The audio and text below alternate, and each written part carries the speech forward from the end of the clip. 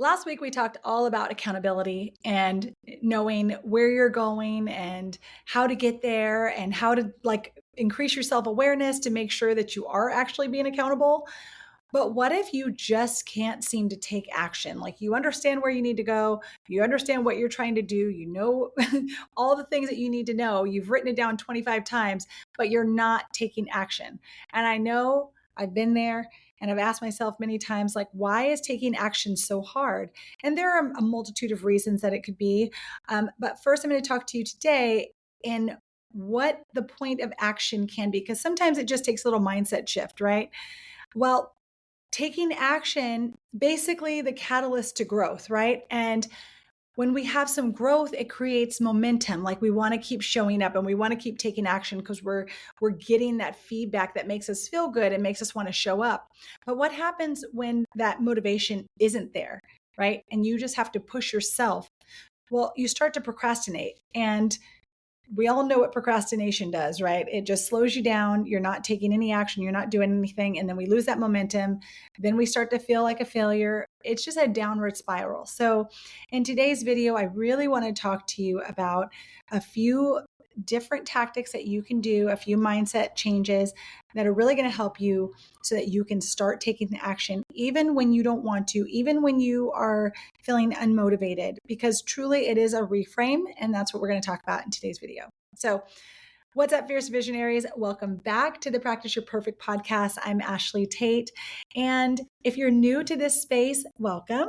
My goal is to help people just like you design a more profitable, purposeful, and productive life so you can stay fierce on your goals and practice your way to success.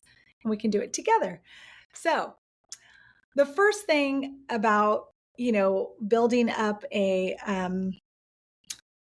ability to kind of reframe is that a lot of times when we're thinking about action, the first thing we're thinking about is going from point A to point Z instead of going from point A to point B or point A to point A and a half, right?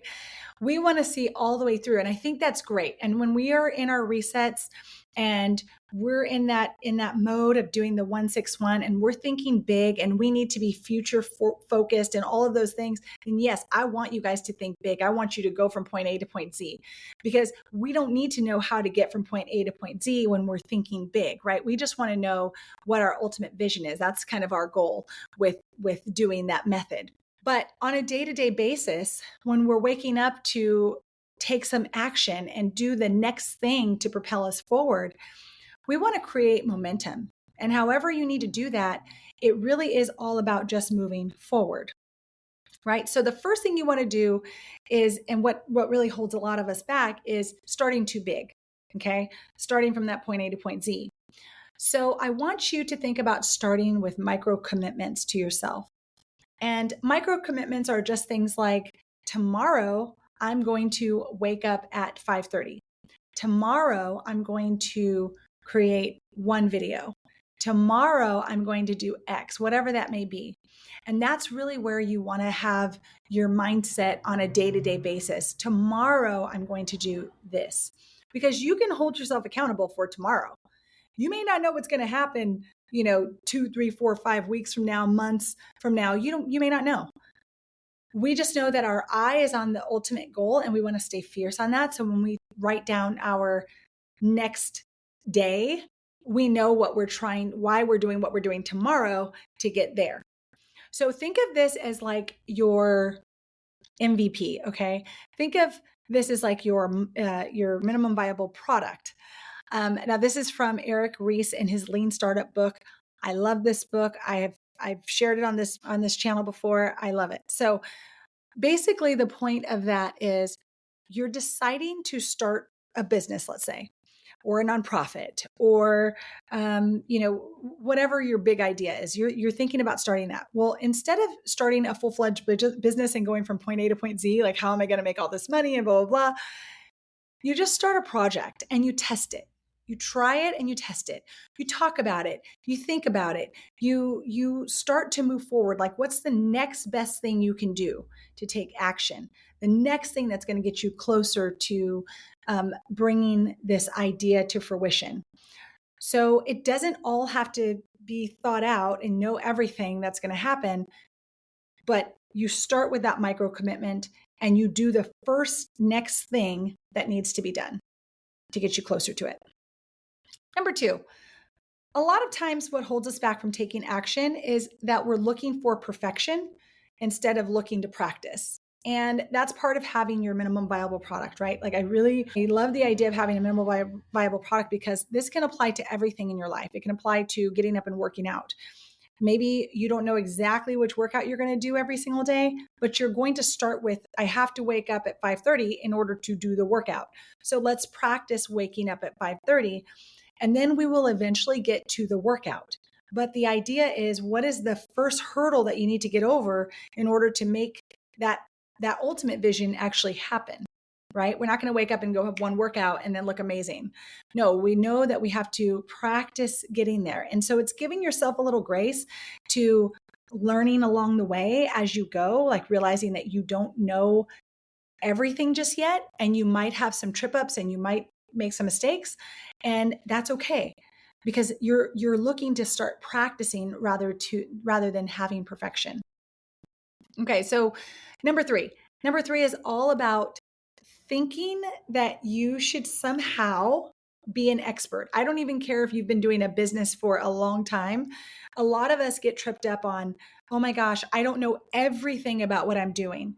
I don't know everything about, nonprofits. I don't know everything about social entrepreneurship. I don't know everything about starting a business, right?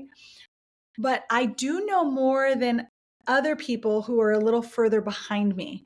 And you know more about whatever it is that you understand more than other people behind you. So it's good. A lot of people in our industry will say, take yourself back 2-3 years ago and see where you were and what you were getting stuck on and what you were looking up and what you needed to know. And I'm sure you probably have it in notes because you probably had to look it up at some point, right?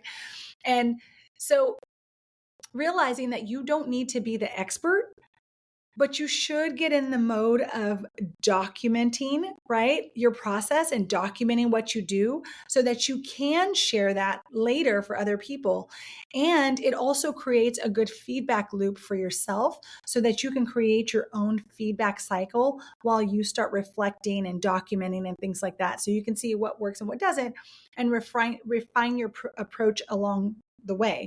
And a lot of times what happens and that will hold us back from action is because we don't know if we're going to get it right immediately. And trust me, I'm there. But what I want to say to you on that is to learn from yourself. Okay. So that's number 3. Allow yourself the ability to not be the expert and learn from yourself while you might be sharing that publicly. And if you don't want to share it publicly, that's totally fine. But the key is just to take action. Oh, excuse me.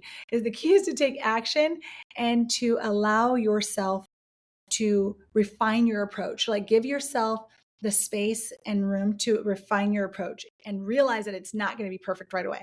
And that's okay. All right. Inconsistent action. Inconsistent action is the one thing that's going to hold you back from seeing growth, because taking the action is one thing, and trying to take the action, you're going to have to switch your mind, right? So inconsistent action is something that we tell ourselves, like if we haven't done that, if we haven't taken consistent action, then what's the point of taking action today because I didn't do it 2 days ago?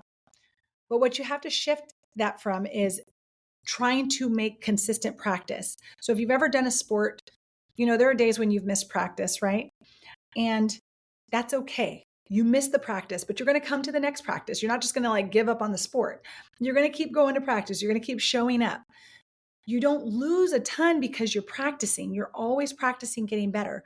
So you have to kind of give yourself that same grace here in that, yes, sometimes you're going to have inconsistent action, but you get back on that horse and you do it again, right? You just keep showing up. Don't allow yourself to tell yourself, I didn't do it 2 days ago, so what's the point? We do that a lot and it stops us from taking action. It almost is like it gives our mind an excuse. So don't allow yourself to give yourself excuses because you missed it, right? Ask yourself, if I were to practice, how often can I practice? Don't hold yourself to some high standard. If it's only once a week right now and you can build on that, start with once a week. Start with, waking up at 5:30 and not working out. Start with talking about the topics that you like, not knowing exactly how this is going to turn into a business. It's okay to just practice showing up, because that is the minimum viable product, right? The practice of showing up is the minimum viable product. Some of us practice showing up in public. Some of us practice showing up and no one knows about it, right? But it doesn't matter. It's like practice the art of showing up. And that's like honestly the biggest tip I could give you, because it's very, very difficult to think that because you didn't show up one time or another, that you're going to lose some level of growth, or because you didn't take that action and it was inconsistent, that now you're so far off the train that you can't get on it again. And I'm saying, you got off the train, get back on it. It doesn't matter if you are inconsistent with the action. Just keep showing up. Things happen. That's okay. Just keep showing up.